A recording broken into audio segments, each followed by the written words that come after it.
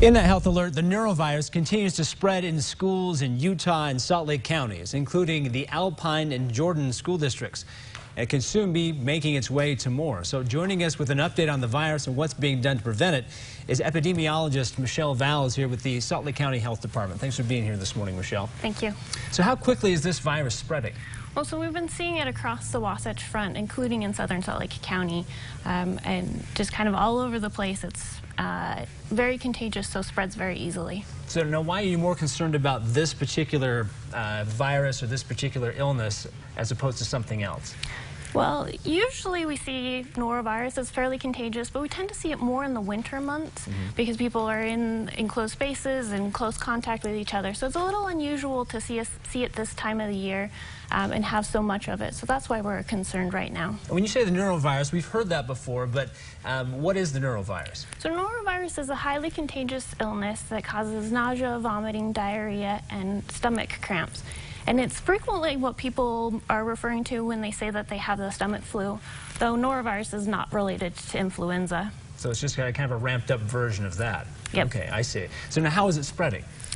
So it spreads easily by either contact with an infectious person or consuming food or water that's been contaminated or putting a contaminated item or unwashed hands into your mouth. So somehow you're getting the germ, you're touching something, you're putting something in your mouth with it, all the typical ways that these kind of things can spread. So is there anything the health department is doing to help stop this virus from spreading? There's lots of things we're doing. We're telling people to wash their hands, of course. We always say that.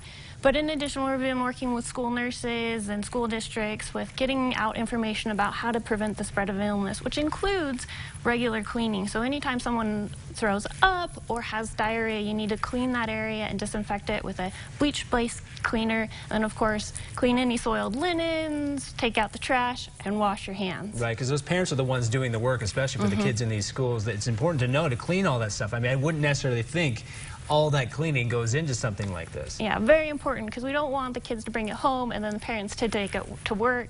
Then it just keeps spreading and spreading. So you mentioned washing your hands as a way to prevent it. You mentioned also cleaning as well. Anything in there that as well that parents can do if they're concerned about making sure their kids don't get sick?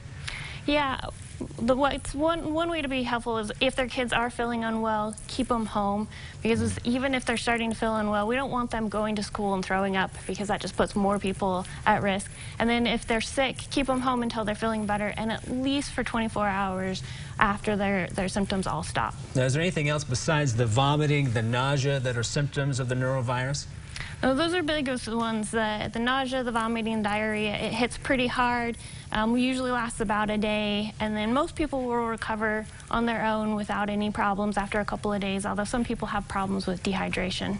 All right, so you see how serious this can be, how much it can spread.